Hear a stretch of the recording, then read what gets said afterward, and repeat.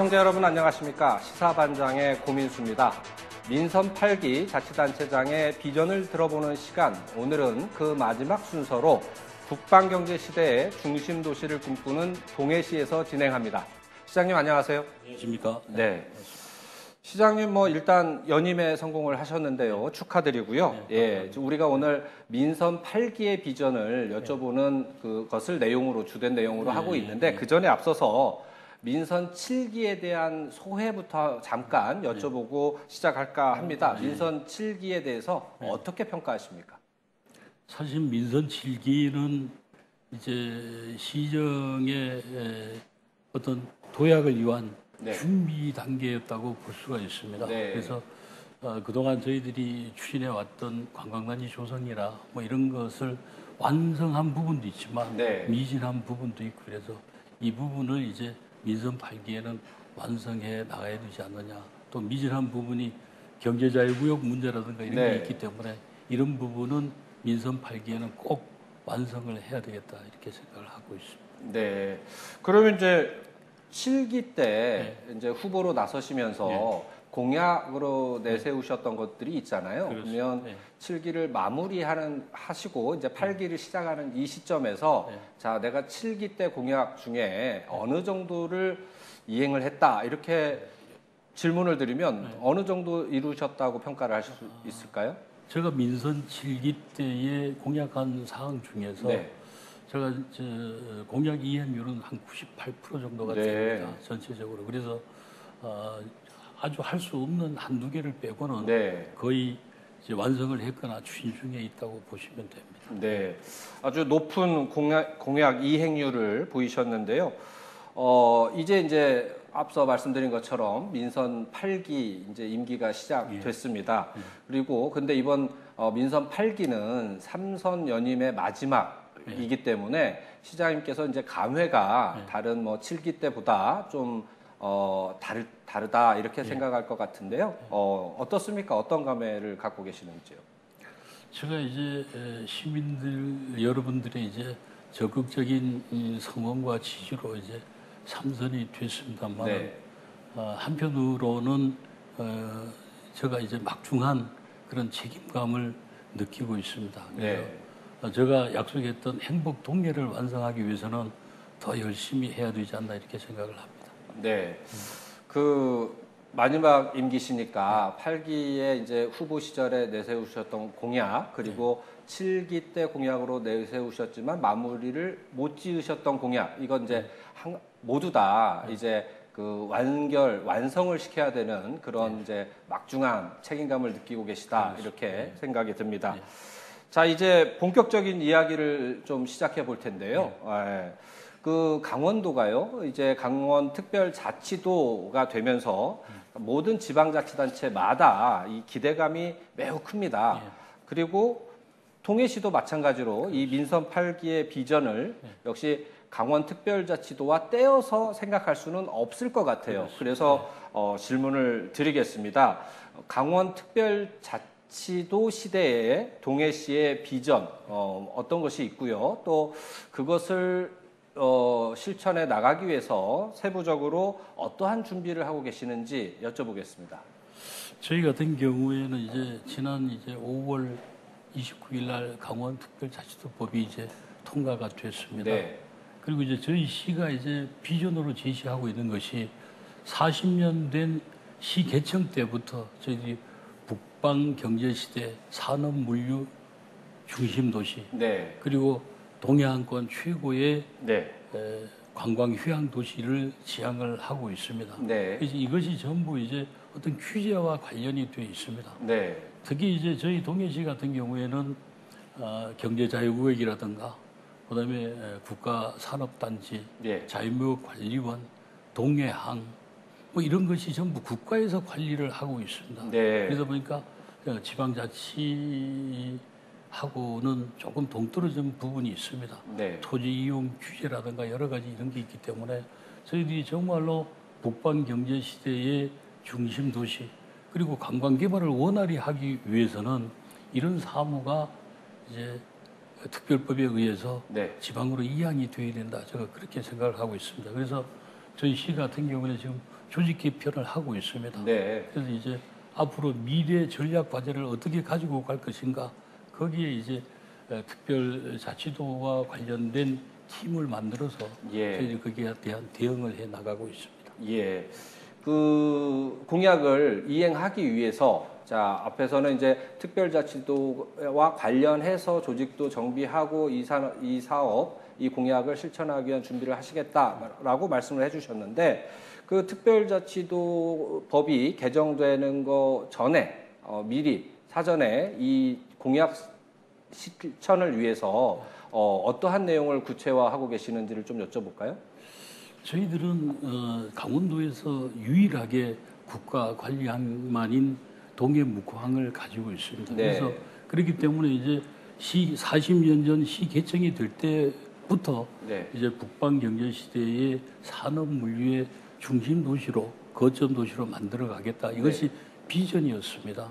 그래서 저희들은 그 동안에 이제 동해항 지금 신항 3단계 확장 공사가 시행이 되고 있고 또 주변에는 이제 물류단지를 조성하기 위해서 용역 중에 있습니다.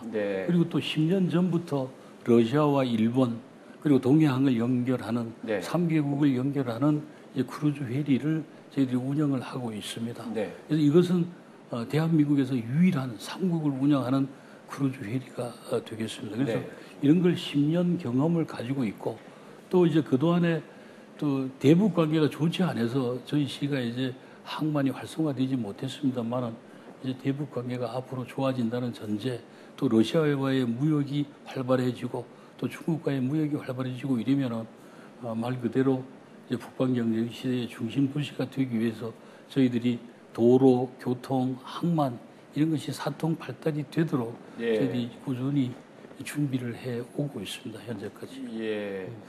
그 핵심적인 내용은 이미 추진하고 계시다라는 것으로 받아들여도 될까요? 그렇습니다. 일부는 지금 이제 저희들이 이 북방 경제에 대한 걸 좀 더 디테일하게 추진을 하기 위해서 기초자치단체에서 없는 저희들은 북방물류 산업진흥원이라는 어떤 별도 연구기관을 만들어서 저희들이 2016년도에 만들었습니다. 그래서 저희들이 강원도와 협조를 해서 이 부분에 대한 화물 유치라든가 또 이제 필요한 정책 건의를 하기 위해서 연구를 계속해 나가고 있습니다.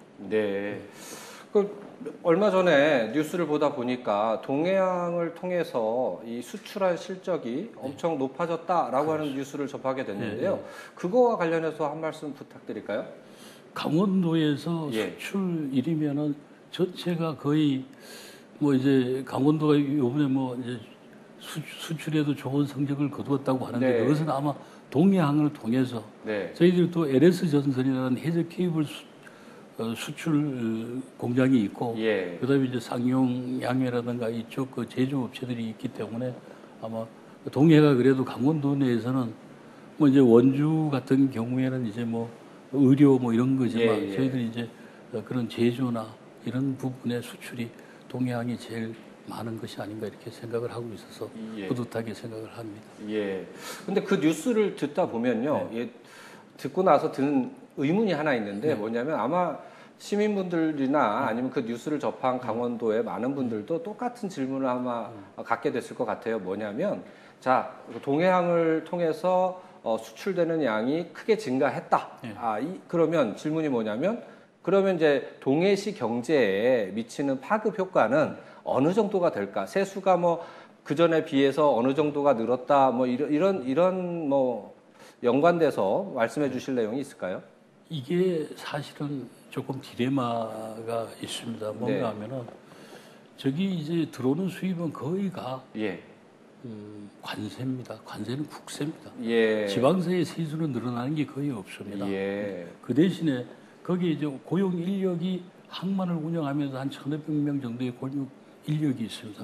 그리고 장비, 뭐 하역 이런 데 이제 들어가는 경제적인 효과는 전체적으로 동해시로 봤을 때 한 15% 정도의 규모를 차지하지 않나 이렇게 생각을 하고 있습니다. 단지 좀 아쉬운 점은 저희 동해항이 이제 벌크 화물 위주로 되어 있다고 보니까 공해 문제나 이런 것이 있고 또 한 가지는 컨테이너 항만이 돼야만이 부가가치를 높일 수가 있습니다. 네. 그래서 저희들 지금 동해신항 쪽에 3단계 확장 공사를 하면서 강력하게 해수부에 컨테이너 항만을 이제 요구를 하고 있어서 아마 자포부도 갖고 생기지 않나 이렇게 생각을 합니다. 그러면 항만에 대한 부가가치가 더 높아질 것이라고 생각을 합니다. 예. 일단 직접적으로 세법상의 문제 때문에 네. 지방 소득 아니 세수의 증대는 안 되지만 그렇습니다. 부가적으로 이제 고용 창출 효과 등을 기대할 수가 있다. 그렇습니다. 그래서 동해시에 긍정적인 효과가 있다. 이렇게 예. 이제 말씀을 해주셨어요. 예. 예. 다음 질문 하나 드리겠습니다. 시장님 공약과 관련된 역시 질문인데요. 예.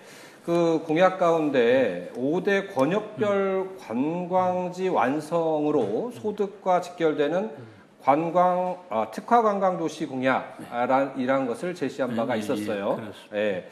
그런데 이 제목만 들으면 선뜻 이해가 안 됩니다. 소득과 직결되는 특화 관광 도시 일단 의미부터 좀 설명을 좀 해주시겠습니까? 저는 이제 지역의 주민들의 소득과 연계되지 않는 관광은 의미가 없다고 생각합니다. 네. 아무리 관광객이 많이 온다 하더라도 지역 주민들인데 이득이 되지 않는다면은 교통체증이라든가 이런 불편만 초래한다고 생각합니다. 네. 그래서 관광지는 멀리 떨어져 있어서는 안 된다. 네. 만약에 이제 옛날에 뭐 부곡 하와이처럼 시에서 멀리 떨어져 있는 어떤 한 단지를 만들어서 관광지를 하면은 그 수입이 그 안에서는 이루어질지 몰라도 지역에 있는 주민들인데는 크게 도움이 되지 않는다고 생각합니다. 네. 그래서 저는 우리 시 전역을 5개 권역으로 나누어서 네. 5개 그래서 주민 생활과 직결된 그 지역에 특화된 관광지를 조성을 해서 주민 소득과 연계가 되도록 하겠다. 이것이 저희 주장입니다. 그래서 뭐 묵호 권역 이르면은 묵호항을 중심으로 해서 예. 경제 효과가 전부 묵호항을 중심에서 일어나고 있습니다. 예. 그래서 묵호항을 관광어항으로 만들어서 그 주변 일대가 저희들이 그래서 이제 도체비콜 스카이밸리도 그렇게 해서 만들었습니다. 그 지역 일대의 상권이 살아날 수 있다. 네. 그리고 망상 같은 경우에는 망상 해변을 중심으로 해서 해양 관광 위주로 뭐 이런 식으로 해서 5대 권역으로 나누어서 이제 관광지를 개발해 나가면은 지역 주민의 소득과 연계가 될 수 있다. 그것이 저희 생각입니다. 예, 그러니까 동해시의 주요 5개 권역을 나누고 그 기존에 있는 권역에서 관광 사업하고 연결을 시킴으로써 그 지역 주민들의 소득 증대를 이끌어가는 그런 모델로 개발하시겠다 이런 말씀이신가요? 그렇습니다. 그래서 뭐 도시 재생 사업이라든가 그다음에 지역 개발 사업 전체를 관광과 같이 연계해서 그렇게 해서 개발 사업을 추진해 나가고 있습니다. 그래서 저희들이 도시재생 사업 같은 경우에도 지금 완료한 지역이 이제 동호동 이제 책방 마을 조성 사업인데 이것도 거기에 연필박물관이라든가 연필박물관은 전국에서 여기밖에 없습니다. 그런 특화된 관광 요소를 투입을 해서 관광객을 유인함으로써 그 지역 상권이 살아날 수 있도록 이렇게 개발 사업을 추진해 나가고 있습니다. 예, 그러니까 이제 도심을 권역별로 나눠서 그 지역이 관광 특화를 가지고 소득을 올릴 수 있는 그런 방향으로 그렇습니다. 그렇게 하고 이제 일부 지역은 망상 같은 경우에는 지금 경찰청에서 개발을 하고 있습니다만 망상 해변은 이제 앞으로 마이슬 산업이나 이런 걸 할 수 있도록 여기 육지에서는 대개 제주도로 그런 이제 뭐 행사를 하기 위해서 제주도로 가고 있는데 요번에 경찰청에서 계획하는 거에는 한 2,500실 정도의 호텔, 리조트 이런 조성 계획이 있기 때문에 이것이 완료가 되면 그쪽에서 또 시내와의 시너지 효과가 있을 것이고 무릉별류 천지 같은 경우에도 32만 평입니다. 그래서 몇 년에 걸쳐서 이제 복합 관광단지를 조성함으로써 이제 볼거리를 제공하면은 동해시가 그렇게 넓은 데가 아닙니다. 한 2, 30분이면 다 다닐 수 있기 때문에 그것을 빌트화하면은 정말로 동해시는 이제 관광에 대해서 주민 소득과 연계되는 그런 사업을 추진할 수가 있다 이렇게 생각합니다. 그러니까 이제 기존에 있던 지역도 새롭게 발전을 시켜서 관광 소득을 창출해낼 수 있도록 이끌어가고 또 대단히 개발을 통해서도 관광 도시로서 도약할 수 있는 준비를 해 나가고 계신다 이렇게 말씀을 해주신 것 같습니다. 그러면 이제 5대 권역 안에는 그 모든 내용이 다 들어가 있는 거죠? 그렇습니다. 저희들이 이제 권역을 5개로 나누었습니다. 이제 첫째가 이제 망상 권역, 해안 권역이 되겠습니다. 그다음에 묵고항 권역, 그다음에 이제 청곡을 중심으로 해서 도심권, 한섬이 포함이 됩니다. 청곡 동굴도 포함이 되고, 그다음에 추암 부평 5일장을 포함한 추암 부평 5일장 권역, 그다음에 이제 무릉 사막 권역입니다. 별류천지가 있는 거기서 이제 무릉 계곡과 이쪽으로 이제 산악 관광 이렇게 해서 저희들이 5개 권역으로 나누어서 이제 개발을 해 나가고 이제 1단계 개발은 끝났습니다. 그래서 2단계에 이제 이걸 서로 벨트화해서 연계함으로써 시너지 효과 또 재료용 관광지로 이렇게 만들어갈 생각입니다. 지금 시장님께서 이제 1단계는 끝났고 이제 2단계를 지금 하고 계신다라고 말씀을 해주셨는데요. 그러면 자, 이 관광 특화 관광 도시 공약 이거 언제쯤 완성될 거라고 생각을 하십니까? 이 민선 8기 임기 내에 가능할까요? 소프트웨어적인 것은 가능하다고 봅니다. 그렇지만 이제 망상의 대규모 호텔 리조트 사업이라든가 그다음에 무릉 별류천지 같은 경우에는 32만 평에 달하는 거대한 지역입니다. 맞으면 저희가 이제 당초에 이 계획을 할 때에 이제 뭐 영국의 에덴 프로젝트라든가 카나다의 부차드 가든 이쪽을 조금 이제 벤치마킹을 좀 하고 이렇게 하는데 그런 데가 그 관광단지를 조성하는데 10년이 걸렸습니다. 그래서 저희 시 같은 경우에도 완벽한 관광지로 조성되기는 어렵지만 제 임기 내에 어느 정도는 조성이 될 것이다. 그 2개 권역은 그리고 나머지 권역은 이제 조금 소프트웨어를 가미하고 이런 것이기 때문에 제 임기 중에 뭐 완성되는 것도 있고 조금은 부족한 부분이 있는 부분도 있을 거라고 생각이 됩니다. 제가 왜 이런 질문을 드리냐면요. 이제 시민분들께서 그런 거에 관심이 많으신 것 같아요. 이 후보 시절에 공약들이 막 나오는데 이게 어느 정도까지 이뤄놓고 임기를 이분들이 마칠 것인가. 근데 첫산만 뜨고 나서도 내가 임기 동안 시작했다. 이렇게 하면 이거는 좀 말이 안 되지 않느냐. 그래서 완성도에 대한 궁금증이 많아지신 것 같아서 이 질문을 드렸었고요. 그 다음 질문 하나 또 드리겠습니다. 시장님께서는 지난 선거에서 후보 시절에 일자리 목표 공약을 제시하셨어요. 또 일자리 목표도 딱 집어서 5만 명 이렇게 말씀을 하셨는데요. 근데 이 공약은 민선 7기 때도 추진하셨던 내용이지 않습니까? 그래서 이런 똑같은 질문이 제기가 되는 것 같습니다. 이 일자리 목표 달성, 이거 민선 8기 임기 내에는 7기 때 이제 무슨 사유가 있으셨으니까 이게 좀 늦어지거나 지연되거나 뭐 이랬을 텐데 8기에는 이게 가능할까라고 하는 질문들을 많이 갖고 계시는 것 같아요. 어떻습니까? 제가 이제 공약에 민선 8기에 그 일자리 목표를 이제 5만 개로 이렇게 했습니다. 그리고 민선 7기에 저희가 이제 일자리를 늘린 것이 8,500개 정도를 늘렸습니다. 그래서 민선 7기 작년까지의 저희들이 취업자 수가 동해시의 취업자 수가 인구 9만에 43,500명이었습니다. 43,500명. 그래서 저는 이제 민선 8기에는 취업자 수가 5만 명이 되게 하겠다. 이런 의도입니다. 왜냐하면 인구 9만에 5만 명이 취업을 하고 경제 활동을 한다고 하면은 아마 전국에서도 상위에 들어가는 그런 취업률이 아니겠냐 이렇게 생각합니다. 지금도 저희 시는 아마 취업이나 이런 것이 타시군보다는 높다고 생각을 합니다. 그만큼 봉급 생활자들이 많다는 것이죠. 그래서 이 5만 개는 꼭 달성이 될 것이다. 그래서 여기에는 기업체에서 이제 어떤 그 채용하는 인력도 있고 또 공공형 일자리도 있을 것이고 또 이제 제가 이제 한 가지 생각하는 것은 경력 단절 여성들에 대한 취업입니다. 그래서 이것은 여성 맞춤형 인플루언서를 좀 양성을 해보겠다. 자영업을 할 수가 있으니까 본인들이 이 부분에 좀 추종을 할 생각이고 또 여성들이 일자리를 이제 자기가 학습을 통해서 일자리를 얻을 수 있도록 예. 여성 일자리 창출 바우처 제도를 시행을 할 생각입니다. 예. 그래서 이제 여성들이 자기가 이제 교육 훈련을 통해서 일자리를 찾을 수 있도록 그런 계획을 하고 있습니다. 그리고 청년들에 대해서도 이 바우처 제도를 활용을 할 생각입니다. 네. 청년들이 내 직업을 택하기 위해서 뭐 이제 어떤 훈련을 받거나 교육을 하는데 지원하는 제도, 그리고 또 청년 창업 마을을 만들어서 지원을 할 그런 생각을 가지고 있습니다. 예. 시장님 말씀을 듣다 보니까 두 가지 질문이 드는데요.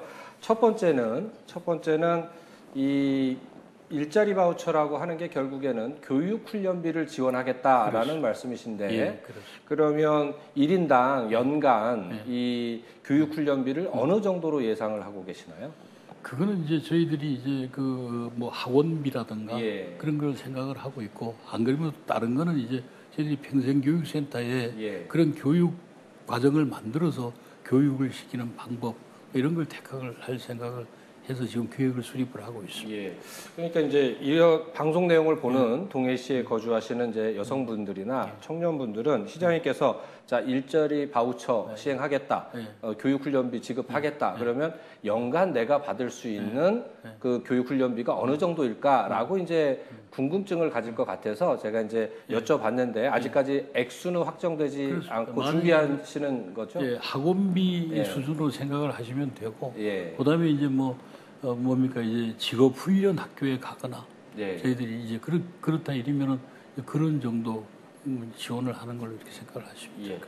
두 번째 질문은 아까 말씀 들으면서 든 게 뭐였냐면요.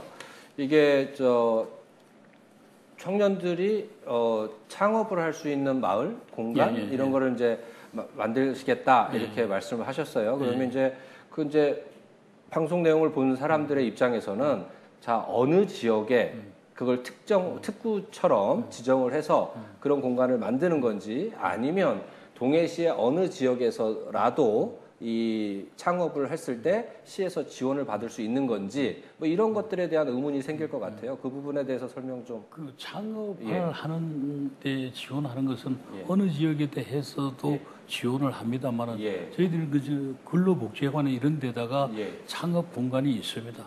청년들이 모여서 본인들이 연구하고 이제 창업을 준비하는 그런 공간이 있기 때문에 지금 이제 청곡동에 근로복지회관에 있습니다. 그런 데를 이용을 해도 되고, 저희들이 이제 부곡이나 이쪽에 창업 공간을 하나 만들 생각을 가지고 있습니다. 그래서 그 부분은 지금 아마 일부 예산이 한 2, 3억 정도 서 있는데 그걸 가지고 추진을 우선 시작을 해볼 생각입니다. 자, 지금까지는 뭐 경제 분야와 관련된 동해시 민선 8기의 비전을 시장님께서 말씀해 주셨다라고 하면요. 이번에는 이제 교육 문화 분야와 관련돼서 질문을 좀 드릴까 합니다.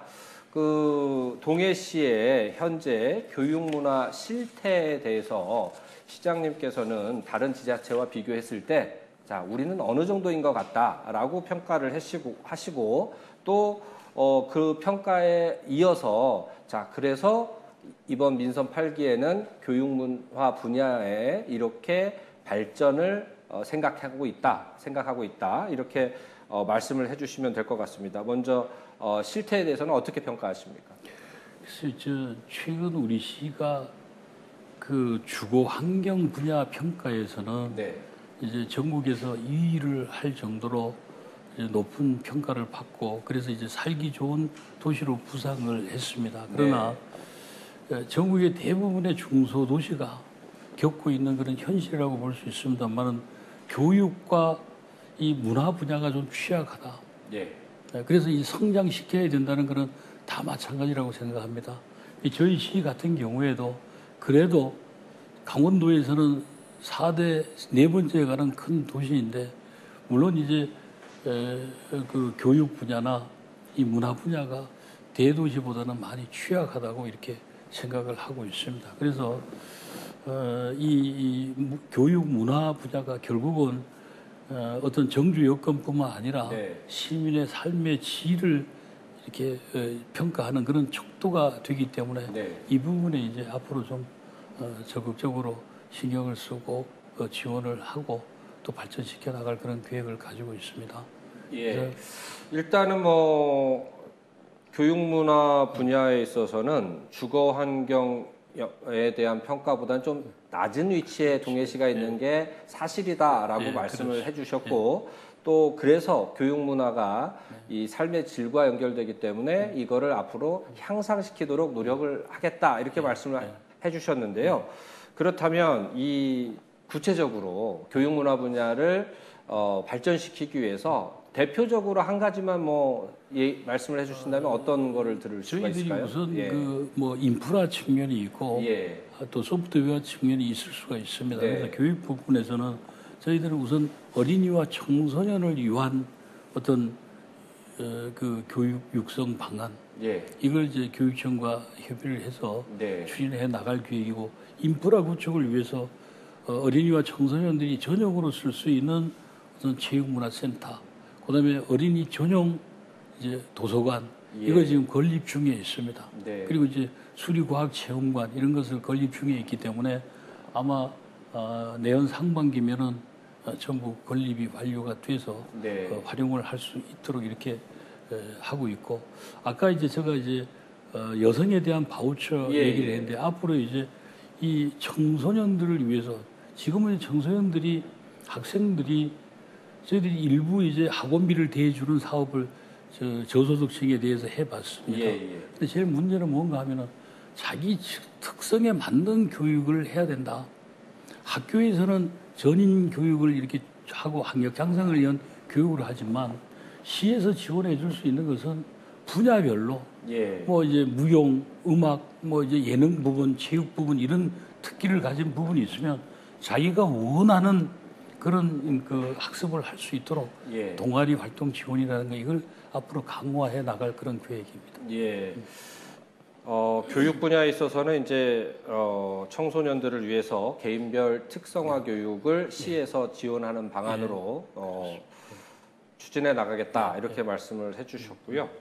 혹시 문화 분야도 하나 소개해 주실 수 있을까요? 그래서 문화도 저희들이 이제 작년도에 문화 관광재단을 출범을 했습니다. 그래서 문화관광재단과 문화원, 예총, 민예총을 아울러서 우리 동해시의 문화 가치를 재정립하고 활성화하는 방안을 이런 단체들과 같이 뭐 이제 앞으로 이제 추진해 나갈 그런 계획입니다. 그리고 이제 문화예술인에 대한 지원도 좀 확대를 하고 그리고 또 아까 교육 관계 얘기가 있었습니다만은 지역의 문화예술 인재 육성에도 저희들이 관심을 가질 그런 생각입니다. 자, 이 교육문화 분야에 대한 비전 들어봤고요. 이번에는 이제 분야를 좀 바꿔서요. 시장님, 시민 안전에 관해서 질문을 좀 드리겠습니다. 이 지난 봄에요. 안타깝게도 동해시에 대형 산불이 발생을 해서 큰 어려움을 겪었습니다. 그런데 뭐 지난 2019년에도 산불이 또 발생했던 또 안타까운 일이 있었는데요. 그 당시에는 이제 과감한 투자를 하셔서 이른바 전화위복의 기회로까지 이끌어냈다라고 하는 평가도 있었습니다. 그런데 올해 이 산불 피해 복구 계획 이거 관심이 갈 수밖에 없습니다. 또 이 지금이 또 한참 비가 많이 오는 시기라 여러 가지 우려와 걱정들이 많으실 텐데요. 이 부분에 대해서 먼저 여쭤보겠습니다. 피해 복구 계획 어떻게 세우고 계신가요? 우선 이제 산불 난 지역에 대해서는 응급 복구 계획을 수립을 해서 이제 피해목은 빨리 제거를 하고 또 이제 산사태 지역은 예방하고 이런 조치를 지금 취하고 있습니다. 그래서 일부 발주해서 시행을 하고 있고 그리고 이제 장기적인 산림 복구는 어차피 산림청과 협의해서 앞으로 이제 산불 예방을 위한 그런 조림을 해 나갈 그런 생각입니다. 그리고 앞으로 이제 산불에 대한 대비를 더 하기 위해 가지고 비상소화전 설치라든가 그다음에 감시 CCTV 설치, 그다음에 이제 주민 대피를 위한 마을 방송 장비 설치, 그다음에 이제 그 소방차나 이런 것이 진출입이 원활하도록 진출입로 개선 이런 재해 예방 시스템을 이제 강구하고 또 설치해 나가고 있습니다, 지금. 그리고 이제 앞으로 이제 각종 재난이 더 대형화될 수도 있기 때문에 여기에 따른 대책으로 이제 저희들이 이제 영동지방에서는 최초로 재난안전정보센터를 저희들이 운영을 하고 있고 그리고 이제 작년 재작년에 저희들이 국제 안전도시 공인을 받았습니다. 인증을 받고 이랬기 때문에 이 부분을 좀 더 활성화시켜서 유관기관과 재해 비상 대책을 강구를 해서 정말로 안전한 그런 행복 도시를 만들 수 있도록 최선을 다해 나갈 계획입니다. 경제 분야에만 관심을 갖고 미래 비전을 준비하신 게 아니라 시민 안전 분야에 있어서도 촘촘한 계획을 가지고 계속적으로 추진해 나가고 계시다라고 하는 생각이 드는데요. 말씀 중에 재난안전정보센터 설치해서 운영하고 계시다라고 말씀을 해주셨는데 이 부분 잠깐 설명을 좀 보충해 주실 수 있을까요? 저희들이 이제 시내 전역에 걸쳐서 CCTV 그 카메라가 한 700대 정도가 설치가 되어 있습니다. 그래서 영동지방에서 최초로 이 감시 센터를 만들어서 거기는 이제 경찰도 나와 있고 우리 직원들이 24시간 모니터링을 하면서 어떤 재난뿐만 아니고 사건, 사고 이런 예방도 해 나가고 있습니다. 또 말씀 중에 저 국제안전 도시로 공인을 받으셨다고 했는데요. 요것도 잠깐 추가로 소개를 좀 해주시죠. 저희들이 이제 3년 동안 국제안전도시 공인을 받기 위해서 그래서 이제 3년 동안 준비를 해가지고 저희들이 이제 재작년에 인증을 받았습니다. 그래서 이제 그것은 이제 시 전역에 대한 뭐 교통 안전 문제라든가 그다음에 재난 문제라든가 뭐 이제 자살 예방 뭐 이런 여러 가지 항목에 대해서 평가 기준이 있어서 그게 이제 국제 공인에 맞으면은 인증을 주도록 이렇게 되어 있습니다. 그래서 저희 시 그 인증을 받았고 거기에 따라서 이제 계속 개선을 해 나가고 있습니다. 일단 안전 문제에 있어서는 철저하게 대비를 하시고 또 준비를 하고 계시다 이렇게 볼 수가 있겠네요. 자, 이제는 다른 질문 하나 드리겠습니다. 이건 뭐 우리 동해시만의 문제도 아니고요. 강원도만의 문제도 아니고 전 세계적으로 이 물가 문제, 인플레이션 문제, 또 이자율 상승의 문제 이런 것들이 급격하게 대두가 되고 있습니다. 그러다 보니까 이 생활고에 대한 이런 걱정이 커지고 있죠. 그러면 당연히 우리 동해시에서도 이 물가 안정, 그다음에 지역 경제 어떻게 할 것인가 이런 문제가 현안으로 제기될 수밖에 없을 텐데요. 이 부분에 대해서는 어떻게 준비를 하고 계십니까? 하여튼 그 요즘 이제 국내외적으로 경기 침체 그리고 이제 삼고 악재로 이제 서민들 생활이 굉장히 어렵고 기업하는 분들도 굉장히 어려운 실정에 있습니다. 전체적으로. 그리고 이제 특히 물가 상승률이 저희가 한 7.3% 정도 강원도도 이렇게 보고 있는데 이것은 뭐 하여튼 언론에 의하면은 24년 만에 최고치라고 합니다. 그러니까 이제 또 거기에다가 이제 코로나가 또 재유행을 하고 있어서 어려움이 더 가중이 되는 것 같습니다. 그래서 저희 시에서는 물가 안정을 위해서 공공요금은 전부 동결을 할 생각입니다. 상하수도 요금이라든가 이런 것은 당분간 인상을 자제하고 물가 안정에 주력을 할 생각입니다. 소상공인과 그리고 소비자 단체 모두가 이제 힘을 모아서 물가 상승 억제에 지혜를 모아 나가도록 그렇게 하겠습니다. 그리고 이제 가격 착한 업소를 조금 더 확대하고자 합니다. 지금은 저희 시에 한 40개 정도의 참여 업체가 있는데 이 업체를 좀 늘려서 좀 가격 안정을 기하도록 하고 또 물가에 대한 모니터링을 더 강화하고 또 뭐 소비자 단체들과 또 같이 합심해서 캠페인도 전개해 나가고 그럴 생각입니다. 그리고 또 지역 경제 활성화를 위해서는 뭐 지금 하여튼 각종 축제나 이런 것도 지금 자제를 하고 있습니다만 코로나 때문에 그래도 이제 소규모 축제는 또 열도록 하고 체육대회도 조금 어렵지만은 유치를 해 나가도록 하고 그리고 저희들이 이제 동해페이를 발행을 하고 있습니다. 그래서 동해페이 발행 규모를 1,000억대로 좀 늘려가고 예. 그리고 이제 가맹점도 확대를 해서 좀 소상공인들의 이득이 되도록 하고 또 소상공인 보호 어떤 시책을 지속적으로 발굴을 해서 지역 경제 활성화에 기여해 나가도록 그렇게 하겠습니다. 예. 시장님 말씀 듣다 보니까요, 물가 안정을 위해서 관련 단체 기관하고 지혜를 모아서 이 문제를 좀 해결하도록 노력하겠다 이렇게 말씀을 해주셨는데요.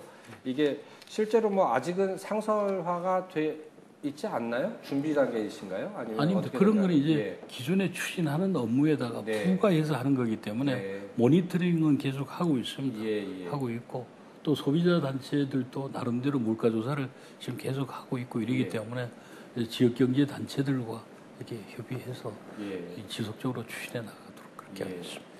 또 말씀 듣다 보니까 한 가지 또 의문이 든 게 있었는데요. 그 중앙 정부에서 지역 화폐 발행과 관련된 지원금, 교부금 이런 액수를 줄이겠다라는 소식이 잠깐 들렸던 것 같아요. 그거하고 상관없이 동해시에서는 지역화폐 아까 말씀해 주신 것처럼 활성화를 계속해서 추진하겠다라는 의지의 표명 이렇게 받아들여도 될까요? 그렇습니다. 저희들이 이제 국가 지원이 없으면 10일에도 일부 지원을 할 그런 생각입니다.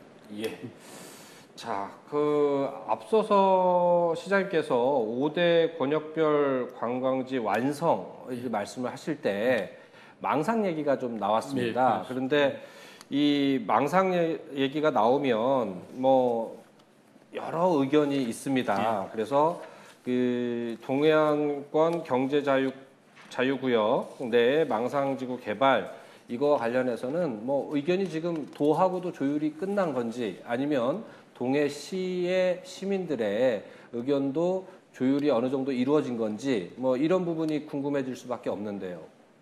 어떻습니까? 시민들에 대한 조율은 전부 됐다고 생각합니다.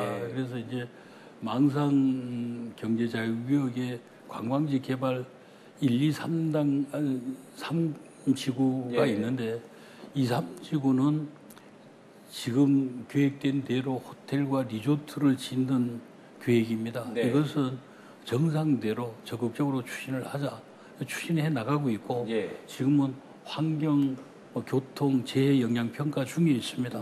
일부 보완이 되면은 정상대로 잘 추진이 될 것으로 생각합니다만은 제일 문제는 1지구입니다. 1지구는 벌써 2년 전부터 이것은 안 된다 이대로는. 그래서 강력히 이제 개선을 요구했습니다만은 도에서 받아들이지 않고 이래서 개선이 되지 않았습니다. 지금은 이제 도정이 수장이 바뀌었으니까 제가 이제 기대를 하고 있습니다. 지금 이제 도의원들도 적극적으로 이 문제를 거론을 하고 있고 시의회에서도 이대로는 안 된다. 이렇게 개선을 해 나가야 되겠다. 이렇게 의견이 모아지고 있기 때문에 아마 1지구를 제외하고 1지구는 앞으로 이제 도와 조율을 해서 새로운 방안을 찾아야 될 것이고 2, 3지구는 정상대로 추진해 나가서 동해시의 미래 먹거리가 되도록 그렇게 하겠습니다. 시장님, 질문 하나 더 드리겠습니다. 이거는 오래전부터 있었던 얘기 때문에 시장님께서도 관련해서 해주실 말씀이 꽤 많으실 거라고 생각이 되는데요. 다름이 아니라 이제 이 동해시와 삼척시의 통합과 관련된 문제입니다. 이 통합에 대해서 시장님께서는 어떤 생각을 갖고 계신지 말씀 좀 부탁드리겠습니다. 행정은 시대의 흐름에 따라서 변화를 해야 된다고 생각합니다. 그래서 삼척시와의 통합 문제는 오래전부터 논의가 되어 왔습니다. 그래서 이 통합 문제는 행정의 효율성이라든가 주민의 편의성, 또 경제적인 효과, 그리고 미래 시너지 효과를 따져볼 때 저는 해야 된다고 생각을 합니다. 그리고 이제 삼척이나 동해는 다 인구가 줄어들고 있습니다. 출산율도 저하되고 이러면은 인구 소멸 지역을 타개하기 위해서도 그렇고, 그리고 이제 이제 영동 남부에 그나마도 어떤 중심 거점 도시로 성장하기 위해서는 삼척시와의 통합이 필요하다고 생각을 합니다만은 이 통합은 인위적으로 행정기관 간의 합의에 의해서 통합을 하기보다는 주민들의 공감대가 형성된 가운데 그렇죠. 저는 자율적으로 통합이 되어야 된다고 생각을 합니다. 그래서 우선 공감대 형성을 위해서 예. 저희들이 작년도에 이제 삼척과 동계가 같이 공동 화장장을 예. 만들어서 운영을 하고 있습니다. 앞으로 이런 사업을 이렇게 추진해 나가면서 공감대를 형성해 나가다 보면은 통합은 필연적으로 이루어지지 않나 이렇게 생각을 하고 있습니다. 예. 그런데 자, 통합과 관련해서 오래전부터 논의가 돼 왔고요. 또 시장님께서 말씀하신 것처럼 뭐 주민들의 그 효율, 편리, 그다음에 뭐 경제적 효과, 그다음에 인구 소멸을 해결할 수 있는 대책으로서도 의미를 갖는다. 이런 장점들이 있어요. 예. 그런데 이게 논의는 오래됐는데 이러한 장점들이 있음에도 이게 통합으로 가지 못했던 그 뭐 단점 같은 것도 있지 않겠습니까? 왜 이 걸림돌은 이런 것들이 갈림돌이다. 뭐 이런 것도 아무래도 예. 어떤 지역 간에 예. 이제 행정적으로 오랫동안 분리돼서 생활을 해왔기 때문에 네. 이 물리적으로 합친다는 게 그렇게 쉬운 부분은 아니라고 생각합니다. 그리고 또 그 안에 뭐 저도 기득권총회 하나라고 할 수가 있습니다만 기득권총회 반말도 좀 있을 수가 있고 예. 그리고 이제 동해가 손해 보느냐, 삼척이 손해 보느냐, 예. 뭐 이런 그 논리가 아닌 이런 얘기도 회자되고 이런 부분이 예. 아마 조금 걸림돌이 되지 않나 이렇게 생각을 합니다. 예. 그 이제 저 시군의 지방자치의 통폐합과 관련해서는 뭐 주민투표가 필수적인 요소로 이제 법률에 규정이 되고 있으니까 주민투표에 가기 전에 주민들이 공감대를 형성해야 투표를 통해서 통합이 될 수도 있겠다라고 이제 생각을 할 수가 있을 텐데요. 그 통합까지는 가지 않더라도 이 요새 뭐 메가시티 얘기도 많이 나오고 있습니다. 그런 것처럼 경제적으로나 아니면 또 사회적으로 이 두 지방자치단체가 연결될 수 있는 연결고리가 될 수 있는 여러 가지 사업을 추진하시는 방안에 대해서는 어떻게 생각하십니까? 저는 그 찬성합니다. 예. 그래서 기존에 저희는 방침을 정한 게 있습니다. 이제 어차피 행정구역이 분리가 되어 있으면은 네. 여러 가지 제도적 절차 때문에 하기가 어려운 부분이 있습니다만은 저희들이 이제 뭐 공사를 하거나 사업체 선정을 하거나 이럴 때에 만약에 동해에 그런 업종을 가진 사업체가 없다면 삼척을 최우선으로 하고 있습니다. 네. 전체적으로. 그리고 같이 할 수 있는 사업이 있다면 공동으로 추진을 해 나갈 그런 생각이고 뭐 가능하다면은 저는 인사교류도 한번 같이 해봤으면 하는 생각을 가지고 있습니다. 근데 인사교류라는 게 이제 생활 근거지가 틀려지니까 조금 어렵기는 하지만 오히려 신규 직원을 채용할 때 동해 삼척을 지금은 이제 시군 단위로 모집을 하니까 동해 삼척을 합쳐서 신규 직원을 뽑아서 배치를 한다든가 이런 것도 한번 검토해 볼 필요가 있지 않나 그런 생각을 하고 있습니다. 시장님 좋은 의견을 갖고 계신 것 같은데요. 이거 저 삼척 시장님한테 혹시 제안하셨습니까?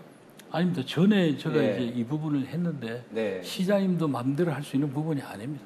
지역에 있는 지도자분들도 계시고 또 직원 의사도 들어보고 그래야 되기 때문에 쉽지 않은 문제고 전번 시장님 계실 때는 이런 거 논의한 적이 있습니다. 근데 뭐 좋은 생각을 갖고 계시니까 또 계속해서 한번 추진을 하시지 않을까 이런 생각이 듭니다. 많은 말씀 듣다 보니까 벌써 이제 마무리해야 될 시간이 된 것 같습니다. 이 방송을 지켜보신 시민분들 그리고 시청자분들께 당부의 말씀 한마디 해주실까요? 저는 뭐 늘 강조해본 부분이 있습니다. 시정의 최우선 목표는 시민의 소득을 높이는 것이고 시정의 최종 목표는 시민의 행복한 도시를 만드는 것이다. 그래서 앞으로 제가 앞에서 말씀드린 특화 관광지 조성이라든가 북방경제시대 산업물류 거점도시 도약으로 양질의 일자리가 창출되고 소득이 늘어나는 그런 도시를 만들기 위해서 최선의 노력을 다하겠습니다. 하여튼 시민 여러분들께서도 지속적인 관심과 성원을 부탁을 드리겠습니다. 감사합니다.